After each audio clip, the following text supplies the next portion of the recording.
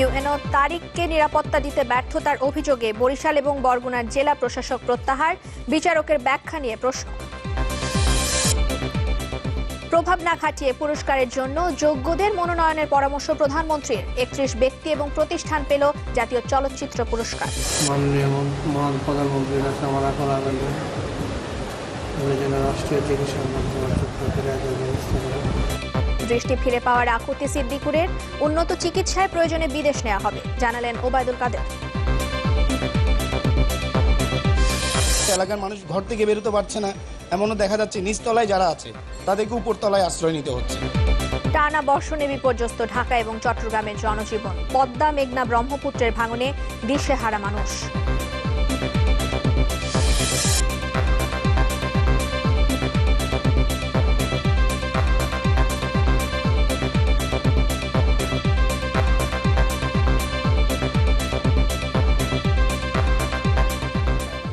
শুভেচ্ছা, আমন্ত্রণ নিউজ 24-এ। দর্শক, এতক্ষণ শুনছিলেন সিলনটি শিরোনাম, আর আপনাদের সঙ্গে থাকবো আমি রিদওয়ানা বিনতে জলিল এবং আমি ইকবাল হাসান। বিজলি কেবলই সঠিক মানে কেবল, ব্যবহার করুন যুগের পর যুগ বিজলি কেবল। বরগুনার উপজেলা নির্বাহী কর্মকর্তা তারিক সালমানকে নিরাপত্তা দিতে ব্যর্থতার অভিযোগে বরিশাল ও বরগুনার জেলা প্রশাসককে প্রত্যাহার করা হয়েছে জনপ্রশাসন মন্ত্রণালয় থেকে। প্রধানমন্ত্রীর সভাপতিত্বে মন্ত্রিপরিষদ বৈঠকের পরপরই তাদের প্রত্যাহার করা হয়। এর আগে মন্ত্রিপরিষদ সচিব জানান, বঙ্গবন্ধুর ছবি বিকৃতির প্রমাণ মেলেনি। গ্রেফতারের ঘটনা তদন্তে 5 সদস্যের কমিটি গঠন করা হয়েছে। আর জনপ্রশাসন প্রতিমন্ত্রী জানান, বিচারকের কোনো গাফিলতি পেলে তার বিরুদ্ধে ব্যবস্থা নিতে বিচার বিভাগকে জানানো হবে। মন্ত্রিসভার নিয়মিত বৈঠকে নির্ধারিত আলোচ্যসূচির বাইরে বরগুনার ইউএনও তারিক সালমানের হেনস্তার প্রসঙ্গ তোলেন বেশ কয়েকজন মন্ত্রী। অনাকাঙ্ক্ষিত সেই ঘটনায় ক্ষোভ জানান তারা। এসব কারণে প্রশাসনের মাঠ পর্যায়ে কর্মকর্তাদের মাঝে যাতে কোনো নেতিবাচক প্রতিক্রিয়া সৃষ্টি না হয়, তাগিদ দেন সেদিকে সজাগ দৃষ্টি দেয়ার। পরে মন্ত্রিপরিষদ সচিব জানান, ঘটনা তদন্তে 5 সদস্যের তদন্ত কমিটি গঠন করা হয়েছে, যারা 15 দিনের মধ্যে প্রতিবেদন দেবে। তদন্তে যারাই দায়ী হবেন তাদের প্রত্যেকের বিরুদ্ধেই নেওয়া হবে ব্যবস্থা। অতিরিক্ত সচিব, মন্ত্রিপরিষদ বিভাগ, জনপ্রশাসনের একজন জয়েন্ট সেক্রেটারি, জননিরাপত্তা বিভাগের একজন জয়েন্ট সেক্রেটারি, আইন ও বিচার বিভাগের জয়েন্ট সেক্রেটারি, প্রধানমন্ত্রীর কার্যালয়ের একজন জয়েন্ট সেক্রেটারি, মোট মিলে 5 জনের কমিটি করে দেওয়া হয়েছে। কোনো ক্ষেত্রে আইনের ব্যত্যয় হয়েছে কিনা, ডেভিয়েশন বা ওভার এক্সেসিভ পাওয়ার বা আইনের বিচ্যুতি হয়েছে কিনা সেটা ওনারা দেখবেন। জনপ্রশাসনের মাঠ পর্যায়ে একজন কর্মকর্তার হয়রানির ঘটনায় অখুশি স্বয়ং প্রধানমন্ত্রীও। মন্ত্রিপরিষদ সূত্র বলছে, তার নির্দেশেই দায়িত্বে অবহেলার অভিযোগে সরানো হয় বরিশালের গাজী মোহাম্মদ সাইফুজ্জামান ও বরগুনার বশিরুল আলম এই 2 জেলা প্রশাসককে। 25 জুলাই থেকে শুরু হতে যাওয়া জেলা প্রশাসক সম্মেলনকে সামনে রেখে তড়িঘড়ি এ ব্যবস্থা। আমরা তো আরও করব না, কেন আমাদের কাজ হচ্ছে আমাদের অফিসারদেরকে তাদের ভালো মন্দ দেখা। তারা যদি কোনো অন্যায় কিছু করে, যদি অনিয়ম কিছু করে, আমরা ডেফিনিট পদক্ষেপ নেব যেন এইটা আগামীতে আর কেউ এরকম অন্যায় করতে সাহস না পায়। তদন্তে যদি তারিক সালমানের জামিন না মঞ্জুর করা নিয়ে বিচারকের কোনো অনিয়ম প্রমাণিত হয়ে থাকে, তাহলে বিচার বিভাগের কাছে এর বিরুদ্ধে ব্যবস্থা নেয়ার সুপারিশ করবে জনপ্রশাসন মন্ত্রণালয়। তার মধ্যে যদি এটা এই পয়েন্টটা থাকে, তাহলে নিশ্চয়ই তদন্তের মধ্যে আসে দোষী, তাদের বিরুদ্ধে আমরা অবশ্যই ব্যবস্থা নেব। প্রশাসনিকভাবেই আমরা ব্যবস্থা নেব। এরই মধ্যে বরগুনা ও বরিশালে 2 জন নতুন জেলা প্রশাসক নিয়োগ দেওয়া হয়েছে। এছাড়াও বদল আনা হয়েছে লালমনিরহাট ও হবিগঞ্জের ডিসি পদেও। সাজিদ হক, চ্যানেল 24, ঢাকা। ইউএনও তারিক সালমানের জামিন নামঞ্জুর করা হয়নি, বরং তাকে আদালত কক্ষেই বসিয়ে রাখা হয়েছিল। সুপ্রিম কোর্টে দেওয়া লিখিত বক্তব্যে বরিশালের chief metropolitan magistrate Mohammad Ali Hossain এমন দাবি করলেও তা নিয়ে প্রশ্ন উঠেছে। কেননা বরিশালের মহানগর হাকিম আদালতের হাজতখানার রেজিস্ট্রারে দেখা যাচ্ছে 19 জুলাই আসামি হিসেবে তারিক সালমানকে হাজতে রাখা হয়। পরে জামিন মঞ্জুর হলে হাজতখানা থেকে ছাড়া পান তিনি। দর্শক, বরিশাল থেকে কাউসার হোসেন রানার রিপোর্ট। স্বাধীনতা দিবসের আমন্ত্রণপত্রে বঙ্গবন্ধুর ছবি বিকৃতির অভিযোগে মামলা, সমন, জামিন নামঞ্জুর, অতঃপর জামিন। এ নিয়ে সারা দেশে তোলপাড় শুরু হলে রোববার বরিশালের মুখ্য মহানগর হাকিমের কাছে ব্যাখ্যা চান সুপ্রিম কোর্ট। সেদিনই লিখিত ব্যাখ্যা পাঠান বিচারক আলী হোসাইন।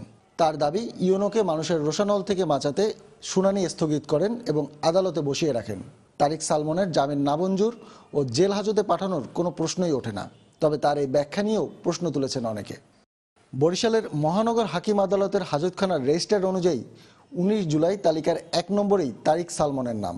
বিচারকের দাবি অনুযায়ী আদালতে বসে থাকলে হাজতখানার রেজিস্টারে তার নাম থাকার কথা নয়, কারণ তাকে পুলিশ গ্রেফতার করেনি। সমন পেয়ে তিনি নিজেই হাজির হয়েছেন আদালতে। ফৌজদারি কার্যবিধি অনুযায়ী সরকারি নির্দেশ ছাড়া চাকরিচ্যুত করা সম্ভব নয় এমন কোনো সরকারি কর্মকর্তার বিরুদ্ধে অভিযোগ আমলে নিতে হলে উপযুক্ত কর্তৃপক্ষের অনুমোদন বাধ্যতামূলক। এক্ষেত্রে তাও মানা হয়নি। এসব বিষয় জানতে চিফ মেট্রোপলিটন ম্যাজিস্ট্রেটকে বেশ কয়েকবার ফোন করা হলেও তিনি রিসিভ করেননি। তবে ইউনোর আইনজীবীর দাবি, আদালতে সবার সামনে তাকে পুলিশ হেফাজতে নেয়ার নির্দেশ দিয়েছেন বিচারক। প্রাথমিক শুনানির পর তো উনি একে কাস্টডিতে দেওয়ার নির্দেশ প্রদান করছে, মৌখিকভাবে কাগজে ও কোর্টের রেকর্ডে তখন রেকর্ড করছে কিনা এইটা তো আর আমি জানি না। এই মামলার পর বাদী বরিশাল জেলা আওয়ামী লীগের ধর্ম বিষয়ক সম্পাদক অ্যাডভোকেট ওবায়দুল্লাহ সাজুকে দল থেকে সাময়িক বহিষ্কার করা হয়। কাউসার হোসেন রানা, চ্যানেল 24, বরিশাল। প্রভাব না খাটিয়ে পুরস্কারের জন্য যোগ্যদের মনোনয়ন দেওয়ার পরামর্শ দিয়েছেন প্রধানমন্ত্রী শেখ হাসিনা। বিকেলে বঙ্গবন্ধু আন্তর্জাতিক সম্মেলন কেন্দ্রে জাতীয় চলচ্চিত্র পুরস্কার 2015-এর অনুষ্ঠানে এ আহ্বান জানান তিনি। বলেন, দেশের ইতিহাস এবং ঐতিহ্যকে চলচ্চিত্রের মাধ্যমে মানুষের মাঝে তুলে ধরতে হবে। প্রধানমন্ত্রী আরও বলেন, বিশ্বের সাথে তাল মেলাতে বাংলা চলচ্চিত্রের উন্নয়নে যা যা করা প্রয়োজন তার সবকিছুই করবে তার সরকার। এর আগে জাতীয় চলচ্চিত্র পুরস্কারের 25টি ক্যাটাগরিতে 31 জনের হাতে সম্মাননা তুলে দেন প্রধানমন্ত্রী শেখ হাসিনা। এবার আজীবন সম্মাননা পেয়েছেন যৌথভাবে জননন্দিত অভিনেত্রী শাবানা এবং সঙ্গীত শিল্পী ফেরদৌসী রহমান। এছাড়া সেরা অভিনেতা যৌথভাবে শাকিব খান এবং মাহফুজ আহমেদ। সেরা অভিনেত্রীর পুরস্কার পেয়েছেন জয়া আহসান। চলচ্চিত্র উন্নয়ন সংস্থা বিল উত্থাপন করেন এবং সেই বিল অর্থাৎ ইস্ট পাকিস্তান শ্রেষ্ঠ চলচ্চিত্র বা শ্রেষ্ঠ পুরস্কার দেওয়া হয়, আমি আশা করব এখানে কেউ কারো প্রভাব খাটাতে চেষ্টা করবেন না। সত্যিকার শিল্পী যেন মূল্যায়ন হয়, সত্যিকার কলা কৌশল যেন মূল্যায়ন হয়, সেদিকে বিশেষভাবে দৃষ্টি দেবেন। আমাদের হয়তো ক্ষমতা আছে, কিন্তু এই ক্ষমতাটা যেন অপব্যবহার না হয় সেটা আমি অনুরোধ করব, যে কেউ যেন এই ধরনের চাপ সৃষ্টি না করে। পুলিশের টিয়ার শিলে আহত শিক্ষার্থী সিদ্দিকুর রহমানের আকুতি চোখের আলো ফিরে পাবার, আর এজন্য তিনি প্রধানমন্ত্রীর সহযোগিতা চেয়েছেন। আহত সিদ্দিকুরকে হাসপাতালে দেখতে গিয়ে সেতুমন্ত্রী ওবায়দুল কাদের জানান, উন্নত চিকিৎসার জন্য প্রয়োজনে বিদেশে নিয়ে যাওয়া হবে তাকে। একই সময় ডিএমপি কমিশনার বলেন, টিয়ার শেলে আঘাতপ্রাপ্ত হয়েছে কিনা তা খতিয়ে দেখছে পুলিশ।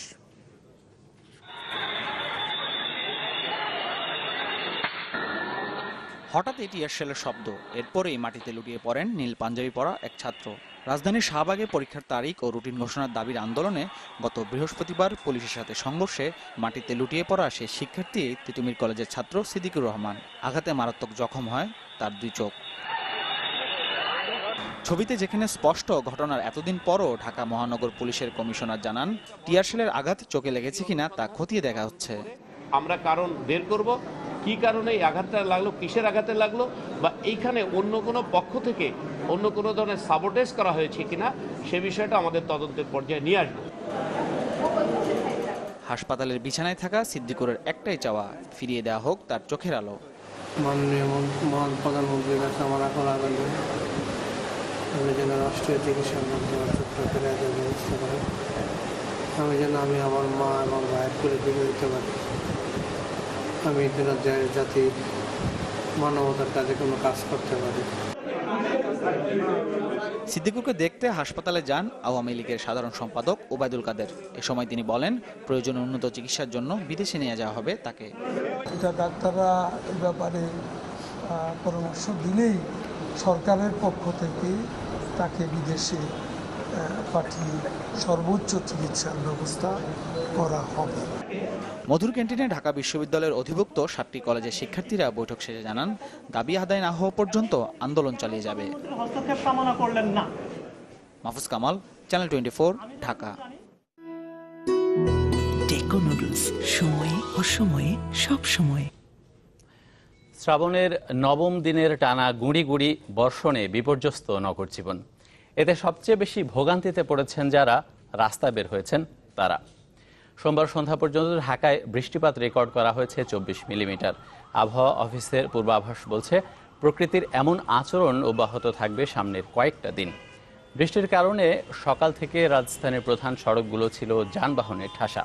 সন্ধ্যা নাগাদ অনেক সড়কের যানজট ভয়াবহ আকার ধারণ করে।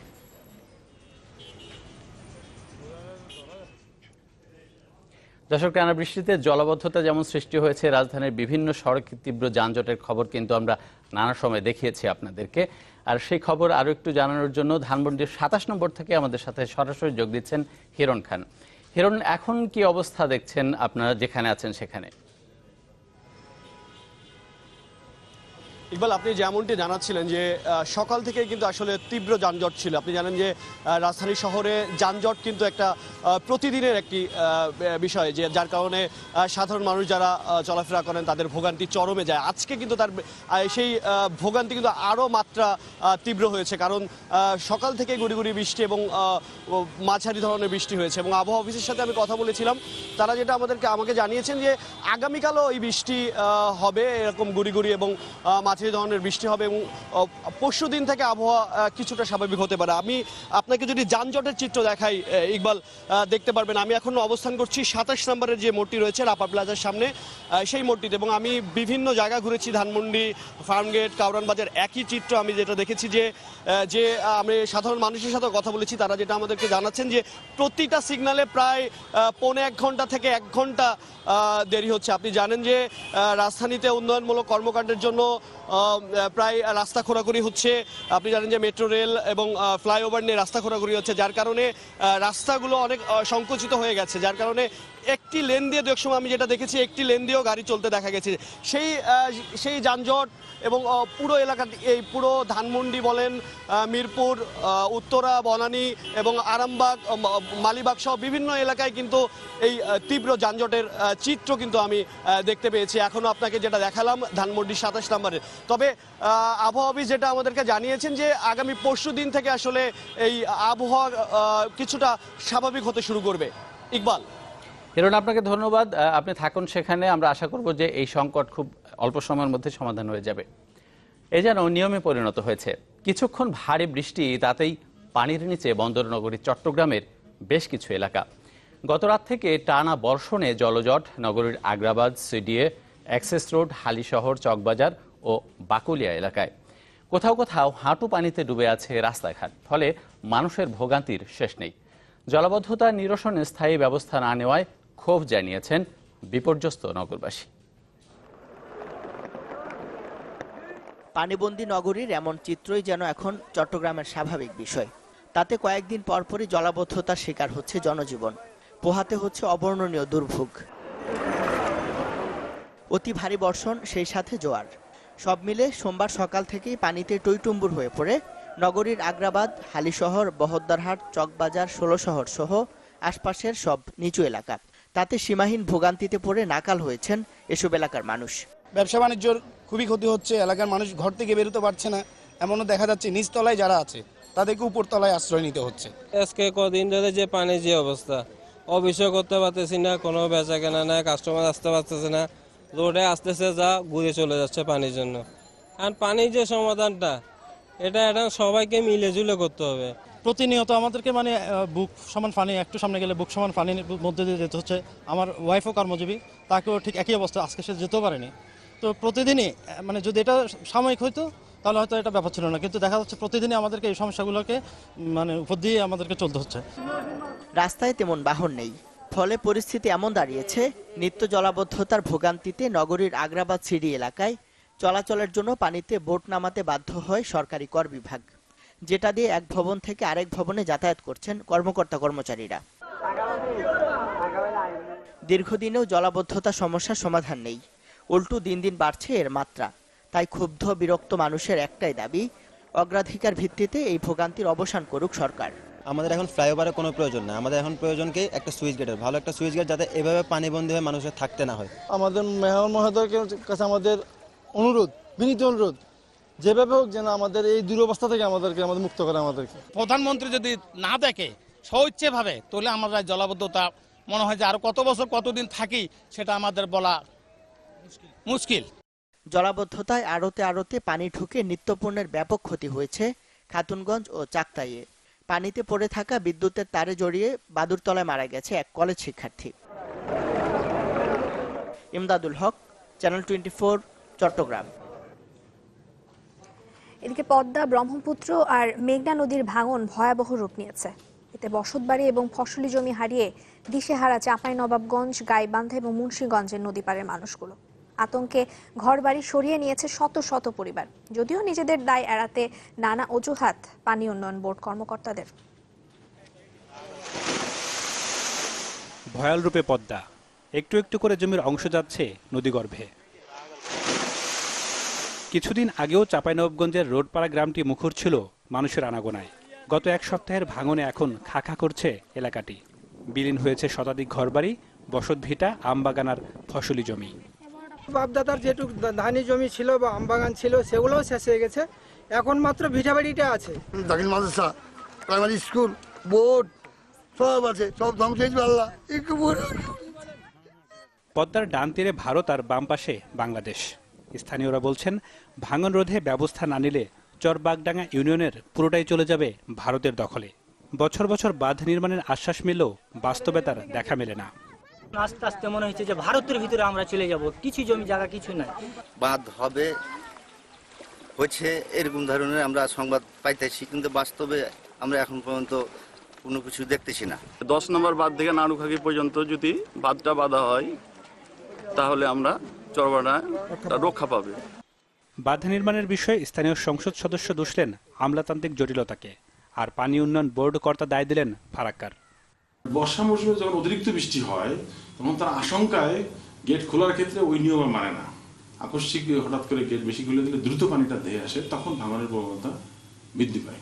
মন্ত্রণালয়ে বা বিভিন্ন জায়গায় নেগেটিভ মানসিকতা কিছু লোক থাকে যারা সবসময় প্রকল্পগুলোকে বাধাগ্রস্ত করার চেষ্টা করে, এবং এই কারণে মাঝে মাঝে এগিয়ে যাওয়া প্রকল্পটি বাধাগ্রস্ত হয় এবং সময় নষ্ট হয়। এদিকে বানের পানি নামার সাথে সাথে তীব্র হয়েছে ব্রহ্মপুত্র নদের ভাঙন। দিশেহারা গাইবান্ধার হলদিয়া গ্রামের হাজারো মানুষ। একদিনই নদীগর্ভে বিলীন অর্ধশতাধিক ঘরবাড়ি, আবাদি জমি আর গাছপালা। হুমকিতে একাধিক শিক্ষা প্রতিষ্ঠান সহ নানা স্থাপনা। আমরা তীরের আবাদ করছি, পাটের আবাদ করছি, এগুলো প্রায় অর্ধেকই গেছে। কিভাবে তো বসত বাড়ি তামান শেষ হয়, আমরা ছেলে মেয়েদের লেখাপড়া করাবো কোথায় আর যা দাঁড়াবো কোনখানে? মেঘনার অব্যাহত ভাঙনে হুমকিতে মুন্সিগঞ্জের ইসমানির চরের 1 কিলোমিটার এলাকা। তাই তো কারো কারো আপ্রাণ চেষ্টা ভিটেটুকু আগলে রাখার। নাদিম হোসেন, চ্যানেল 24। এরপর যে একটা বিরতি নিচ্ছি, এরপর থাকছে আমাদের কোনো সমস্যা হয় নাই। গভর্নমেন্ট খুব সুন্দর ব্যবস্থাপনা করছে এবং আমাদের কোনো জায়গায় কোনো সমস্যা হয় নাই। হজ ফ্লাইট শুরু, অনিয়ম হলে ব্যবস্থার হুঁশিয়ারি ধর্মমন্ত্রীর। নিষেধাজ্ঞার মাঝেই কাতারকে হজ বিমান চলাচলের অনুমতি দিল সৌদি আরব। বিরতির পর আরো একবার আমন্ত্রণ। আপনারা নিউজ 24 দেখছেন। জিয়া অরফানেজ ট্রাস্ট মামলায় বিএনপি চেয়ারপারসন বেগম খালেদা জিয়ার বিরুদ্ধে গ্রেপ্তারি পরোয়ানার বিষয়ে আদেশ দেয়া হবে 27 জুলাই। সকালে বকশীবাজারে অস্থায়ী বিশেষ জজ আদালত এই আদেশ দেন। আজ চ্যারিটেবল ট্রাস্ট মামলাতেও খালেদা জিয়ার বিরুদ্ধে গ্রেপ্তারি পরোয়ানা জারির আবেদন করেছে দুদক। আর বিচারাধীন মামলা নিয়ে বেআইনি মন্তব্যের অভিযোগ এনে আওয়ামী লীগ প্রচার সম্পাদক হাসান মাহমুদের বিরুদ্ধে আদালত অবমাননার কার্যক্রম শুরুর আবেদন করেছেন বেগম জিয়ার আইনজীবী। আর এই দুই আবেদনের উপর শুনানি হলেও কোনো আদেশ দেননি আদালত। এরই এক পর্যায়ে বিচারকের সাথে উত্তপ্ত বাক্য বিনিময় হয় বেগম জিয়ার আইনজীবী মাহবুব উদ্দিন খোকনের। আর এ সময় তাকে গ্রেফতারের নির্দেশ দেন আদালত। পরে আইনজীবীরা ক্ষমা চাইলে সেই আদেশ প্রত্যাহার করে নেওয়া হয়েছে।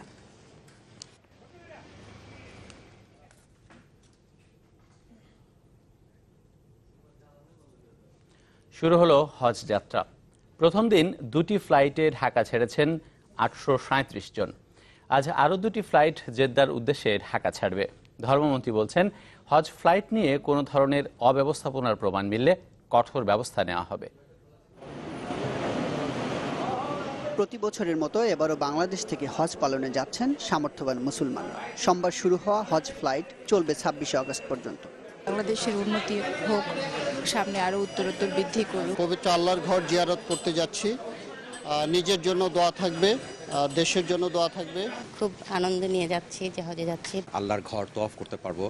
সবচেয়ে বড় কথা হচ্ছে যে সাবমিট করছি আল্লাহর কাছে। প্রথম দিনের হজ ব্যবস্থাপনায় সন্তোষ প্রকাশ করেন অনেকেই, সেই সাথে শেষ পর্যন্ত সবকিছু নির্বিঘ্ন থাকবে এমন প্রত্যাশাও করেন তারা। আমরা সরকারিভাবে যাচ্ছি, তো আমাদের কোনো সমস্যা হয় নাই। গভর্নমেন্ট খুব সুন্দর ব্যবস্থাপনা করছে এবং আমাদের কোনো জায়গায় কোনো সমস্যা হয় নাই। হজ ফ্লাইটের উদ্বোধন করেন বেসামরিক বিমান ও পর্যটন মন্ত্রী রাশেদ খান মেনন ও ধর্মমন্ত্রী অধ্যক্ষ মতিউর রহমান। তাদের দাবি, হজ যাত্রীদের যাতে কোনো দুর্ভোগ না হয় সেই জন্য এবছর পর্যাপ্ত ব্যবস্থা নেওয়া হয়েছে। আমরা এবারে বিমান যাত্রার ক্ষেত্রে কোনো ধরনের বিঘ্ন সৃষ্টি হবে না বলে আমরা আশা করছি। আমাদের সিভিল এভিয়েশনের আমাদের ডিরেক্টর ফিনান্সকে দিয়ে এই টাস্কফোর্স কাজ করছে, তারা সমস্তটাই মনিটরিং করছে। এ সময় ধর্মমন্ত্রী বলেন, হজ ফ্লাইট নিয়ে কোনো ধরনের অব্যবস্থাপনার প্রমাণ মিললে কঠোর ব্যবস্থা নেওয়া হবে। যদি কোনো অভিযোগ আসে আমরা ব্যবস্থা নেব শক্তভাবে। এবার বাংলাদেশ বিমানে যাবেন প্রায় 63,000 হজযাত্রী, আর বাকিদের বহন করবে সৌদি এয়ারলাইন্স। চাঁদ দেখা সাপেক্ষে আগামী 1 অথবা 2 সেপ্টেম্বর হজ হওয়ার কথা রয়েছে। আনিসুর রহমান, চ্যানেল 24, ঢাকা। কাতারের উপর নিষেধাজ্ঞার মাঝেই হজ যাত্রীদের জন্য বিমান চলাচলের অনুমতি দিল সৌদি সরকার। রোববার দেশটির general authority of civil aviation এক বিবৃতিতে এই তথ্য জানিয়েছে। বিবৃতিতে বলা হয়, হজ যাত্রীদের বহন করা ফ্লাইটগুলোই শুধু জেদ্দা কিং আব্দুল আজিজ এবং মদিনার প্রিন্স মোহাম্মদ বিন আব্দুল আজিজ বিমানবন্দরে অবতরণ করতে পারবে। এর আগে কাতারের জাতীয় মানবাধিকার সংগঠনের প্রধান সৌদি কর্তৃপক্ষকে হজ যাত্রীদের কথা বিবেচনার কথা আহ্বান জানান। এদিকে কাতারের ওপর নিষেধাজ্ঞার বিষয় নিয়ে আলোচনা করতে গালফ অঞ্চল সফরে রয়েছেন তুরস্কের প্রধানমন্ত্রী রিসেপ তাইয়েপ এরদোগান।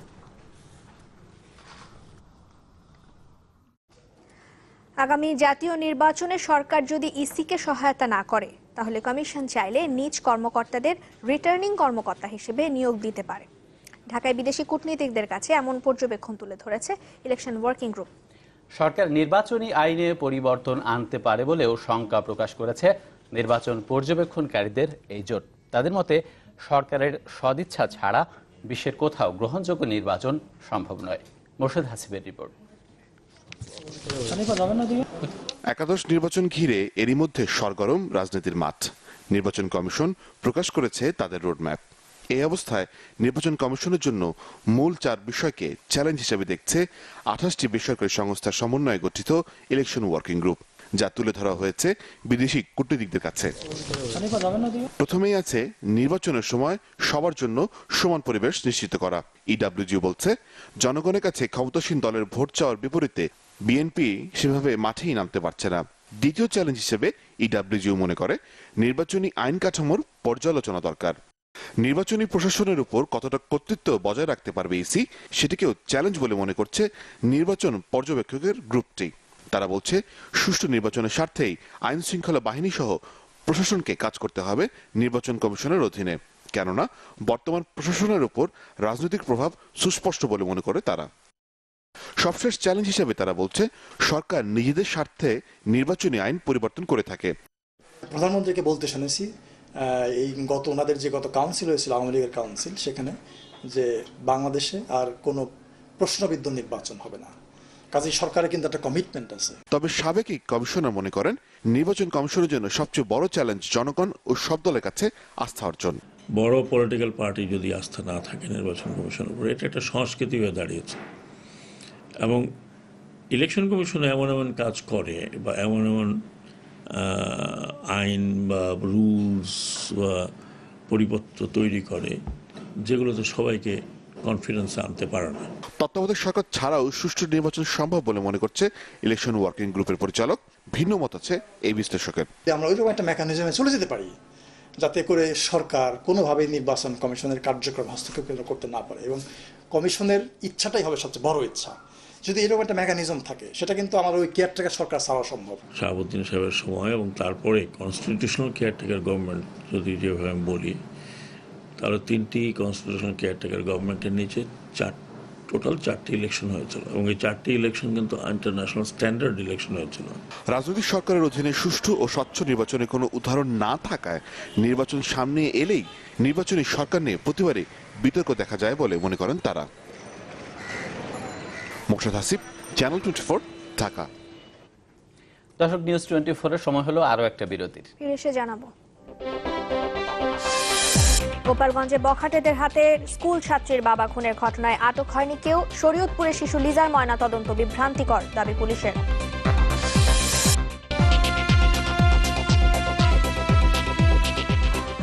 বিরতির পর আবারও স্বাগত। আপনারা দেখছেন নিউজ 24। আগের অর্থ বছরের ঘোষিত বাজেটের সিংহভাগ কাজই অসম্পূর্ণ রেখে 2017-18 অর্থ বছরের জন্য 3,337 কোটি টাকার বিশাল বাজেট ঘোষণা করেছে ঢাকা দক্ষিণ সিটি কর্পোরেশন। সকালে নগর ভবনে বাজেট বক্তৃতায় গত 2 বছরের নানা উন্নয়ন কর্মকাণ্ডের কথা তুলে ধরেন মেয়র সাইদ খোকন। বলেন, আদালতের নিষেধাজ্ঞায় গেল বছরের রাজস্ব আদায় করতে না পারায় অনেক পরিকল্পনাই বাস্তবায়ন করা হয়নি।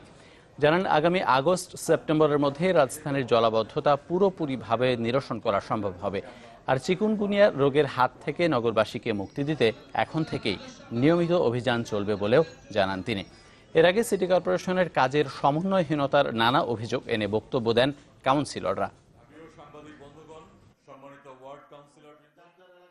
স্টে অর্ডারটা চলে আসার কারণে আমাদের রাজস্ব আয়ের যে কার্যক্রম সেটা বন্ধ হয়ে যায় এবং আমরা কাঙ্ক্ষিত রাজস্ব আদায় করতে পারিনি।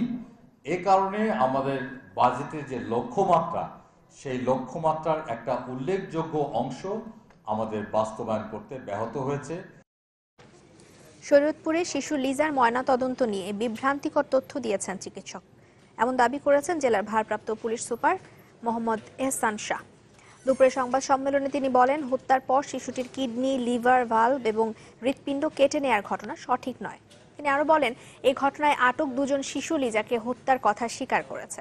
আটক ফরিদের দাবি, তার সহযোগী জাকিরের প্ররোচনায় 22 জুলাই বেলা 3টার দিকে লিজাকে একটি পরিত্যক্ত বাড়িতে নিয়ে ধর্ষণের চেষ্টা করে তারা। এতে ব্যর্থ হলে জাকির এবং ফরিদ শিশুটিকে শ্বাসরোধে হত্যা করে। পরে কাঁথায় মুড়িয়ে পাট খেতে মরদেহ ফেলে দেওয়া হয়। কোনো ডাক্তার এই ধরনের স্টেটমেন্ট ইতিপূর্বে দেয় নাই যে তার কলিজা, মগজ, ফুসফুস পাওয়া যায় নাই। মানে ওই ডাক্তার নিজেই আতঙ্কিত হয়ে গেছে, তার মানে উনি এরকম ডেড বডি কখনো দেখে নাই। সুতরাং এই ধরনের একটা মেসেজ জাতিকে বিভ্রান্ত করার জন্য আমার মনে হয় রেসপন্সিবল জায়গা থেকে দেওয়া উচিত না। গোপালগঞ্জে মেয়েকে উত্তপ্তের প্রতিবাদে বখাটেদের ছুরিকাঘাতে বাবা নিহতের ঘটনায় এখনো মামলা হয়নি, ধরা পড়েনি কেউই। তবে পুলিশ বলছে অভিযুক্তদের আটকের চেষ্টা চলছে। মেয়েকে উত্তপ্তের প্রতিবাদ করায় দলিল লেখক কাজী মাহবুব হোসেনের এমন নির্মম মৃত্যুতে ক্ষোভে ফুঁসছে গোপালগঞ্জের সাধারণ মানুষ। হত্যার বিচার দাবিতে আজ আধা বেলা কর্মবিরতি পালন করেন জেলার দলিল লেখকরা। মেয়েকে উত্তপ্তের প্রতিবাদ করেছিলেন গোপালগঞ্জ মধ্যপাড়ার কাজী মাহবুব হোসেন। তাতেই বখাটের হাতে খুন হতে হয় তাকে। তার 10ম শ্রেণী পড়ুয়া মেয়েকে বেশ কিছুদিন ধরে উত্তক্ত করে আসছিল স্থানীয় বখাটে আকাশ ও তার সহযোগীরা। বিষয়টি কয়েকবার পুলিশকেও জানানো হয়। কিছুদিন আগে তাকে আটকের পর মুচলেখা দিয়ে ছেড়ে দেওয়া হয়। এই আকাশ নামের ছেলেটা এই মহল্লায় অনেক উত্ত্যক্ত করতো, ডিস্টার্ব করতো। সে প্রতিদিন এসে এনে তারে জ্বালাতো, আর মাহবুব ভাই ফিরাই আমাকে মুরব্বীর কাছে বলতো। এরপর গত 15 জুলাই মাহবুব হোসেনের উপর হামলা চালায় আকাশ ও তার সহযোগীরা। ধারালো অস্ত্র দিয়ে গুরুতর আহত করা হয় তাকে। অবস্থার অবনতি হলে নেওয়া হয় খুলনা মেডিকেলে। সেখানে চিকিৎসাধীন অবস্থায় রোববার রাতে মারা যান তিনি। ওই মেয়ের পাশে ঘোরার জন্য নিষেধ করা হলে সে তার প্রতিবাদে মাহবুব হোসেনকে গত 15 তারিখে ছুরিকাঘাত করে। ঈশান নামাজ পড়ার জন্য প্রস্তুতি নিয়ে বাসা থেকে বেরোচ্ছে, ঠিক ওর বাসার কাছে ও লুকায় ছিল, ওর সাথে আরো কিছু ছেলে ছিল। তো আমরা শুনলাম যে মাহবুব কাজীর ছুরি মারছে। এমন ঘটনায় ক্ষোভে ফুঁসছে গোপালগঞ্জ মধ্যপাড়ার বাসিন্দারা। বখাটে আকাশের দৃষ্টান্তমূলক শাস্তির দাবি জানিয়েছেন তারা। আমরা প্রশাসনের কাছে আকুল আবেদন জানাচ্ছি, এরকম দ্বিতীয় আকাশ যেন এই গোপালগঞ্জের মাটিতে জন্ম না নেয়। দেশের আইন শৃঙ্খলা বাহিনী এদের প্রতি আমার আকুল আবেদন, এই বিচার অবশ্যই যেন হয়। পুলিশ বলছে অভিযুক্ত আকাশ ও তার সহযোগীদের দ্রুতই আইনের আওতায় আনা হবে। আকাশ তাকে গ্রেপ্তারের জন্য তখন থেকে সচেষ্ট আছি, চেষ্টা করে যাচ্ছি। যারা যে মারা গেছে তার পক্ষ থেকে এখনও পর্যন্ত কোনো অভিযোগ আমরা পাইনি। তাদের ক্ষেত্রে অভিযোগ পাওয়া গেলে সেই অনুযায়ী আমরা পরবর্তী আইনগত ব্যবস্থা গ্রহণ করব। নিহত কাজী মাহবুব হোসেন গোপালগঞ্জ সদর উপজেলার ভূমি কার্যালয়ে দলিল লেখার কাজ করতেন। Desk report, channel 24। এ পর্যায়ে আরো একটি বিরতি নিচ্ছি। এরপরে দেখবেন মার্কিন নির্বাচনে ট্রাম্পের প্রচারণা দলের কেউ রুশ কর্মকর্তাদের সাথে যোগাযোগ করেনি। সিনেটে জিজ্ঞাসাবাদের আগেই কুশনারের বিবৃতি। বিরতির পর আবারও আমন্ত্রণ। আপনারা দেখছেন নিউজ 24। এবারে জানাবো আন্তর্জাতিক প্রসঙ্গের খবর। ভারতে ধর্ষণের শিকার 10 বছর বয়সী এক অন্তঃসত্ত্বা শিশুর গর্ভপাত করানো হবে কিনা নাকি সন্তান জন্ম দিতে পারবে এ বিষয়ে ডাক্তারি পরীক্ষার নির্দেশ দিয়েছে দেশটির সর্বোচ্চ আদালত। শিশুটি এখন 7 মাসের অন্তঃসত্ত্বা। মেয়েটি পাঞ্জাবের উত্তরাঞ্চলীয় শহর চণ্ডীগড়ের বাসিন্দা। গেল 7 মাসে মেয়েটির চাচা তাকে একাধিকবার ধর্ষণ করে আসলেও বিষয়টি জানা গেছে কয়েকদিন আগে। এই ঘটনায় শিশুটির চাচাকে গ্রেফতার করা হয়েছে। পাঞ্জাবের জেলা আদালত মেয়েটির গর্ভপাতের বিরুদ্ধে রায় দিয়েছেন। এরপরই বিষয়টি গড়ায় সর্বোচ্চ আদালতে। ভারতের বিধান অনুযায়ী গর্ভধারণের 20 সপ্তাহ পার হলে গর্ভপাত নিষিদ্ধ। গেল মে মাসে ভারতের হরিয়ানা রাজ্যে সৎ বাবার হাতে ধর্ষণের শিকার 10 বছর বয়সী আর এক শিশুরও গর্ভপাত করানোর নির্দেশ দিয়েছিল আদালত।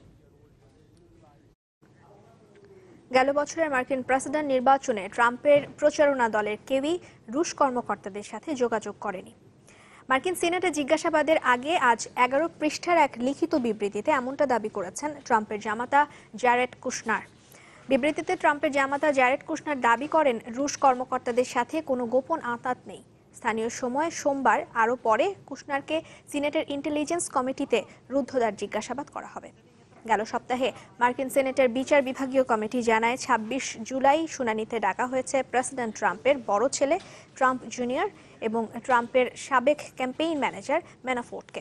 এই তিনজনের বিরুদ্ধে গেল বছর এক রুশ আইনজীবীর সাথে বৈঠকের অভিযোগ উঠেছে।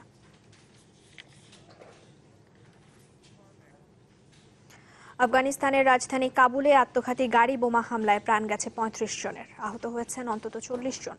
হতাহতের সংখ্যা আরও বাড়তে পারে বলে আশঙ্কা করা হচ্ছে। দেশটির স্বরাষ্ট্র মন্ত্রণালয় জানিয়েছে সোমবার সকালে সরকারি কর্মকর্তাদের বহনকারী একটি বাসে এই হামলা হয়েছে। তবে এখনও হামলার দায় স্বীকার করেনি কোনো সংগঠন। দেশটির আদিবাসী হাজারা কমিউনিটি নেতার বাড়ির কাছে এই হামলা হয়। দলটির এক নেতা দাবি করেন তাদের নেতার বাড়ি লক্ষ্য করে বিস্ফোরণ ঘটানোর চেষ্টা করেছিল হামলাকারীরা, কিন্তু গার্ডদের বাধার মুখে তাদের সেই চেষ্টা বিফল হয় বলেও দাবি তার। দেশটিতে এবছর বিভিন্ন বোমা হামলায় প্রাণ গেছে 1662 জনের। এর সাথে শেষ করব নিউজ 24। তার আগে শিরোনামগুলো আরো একবার। ইউএনও তারিককে নিরাপত্তা দিতে ব্যর্থতার অভিযোগে বরিশাল ও বরগুনার জেলা প্রশাসক প্রত্যাহার, বিচারকের ব্যাখ্যা নিয়ে প্রশ্ন। প্রভাব না খাটিয়ে পুরস্কারের জন্য যোগ্যদের মনোনয়নের পরামর্শ প্রধানমন্ত্রীর। 31 ব্যক্তি ও প্রতিষ্ঠান পেল জাতীয় চলচ্চিত্র পুরস্কার। মাননীয় মহান প্রধানমন্ত্রীর কাছে আমার এখন আবেদন, উনি যেন রাষ্ট্রীয় চিকিৎসা ব্যবস্থা করেন।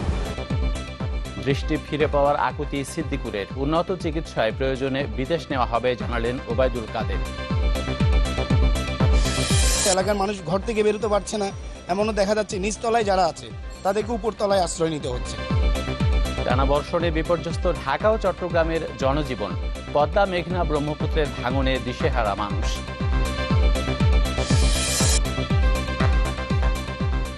এই ছিল নিউজ 24। সাথে থাকার জন্য সবাইকে অসংখ্য ধন্যবাদ।